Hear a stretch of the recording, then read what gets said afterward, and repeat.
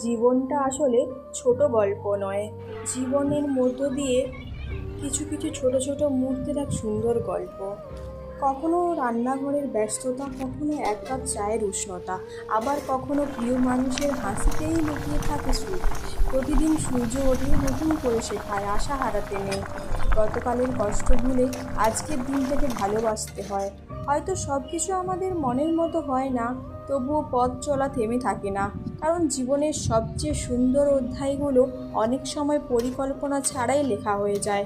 তাই হাসুন, ভালো থাকুন, আর প্রতিটি ছোট মুহূর্তকে যত্ন করে বাঁচুন। কারণ একদিন এই সাধারণ দিনগুলোই আমরা সবচেয়ে বেশি মনে করব।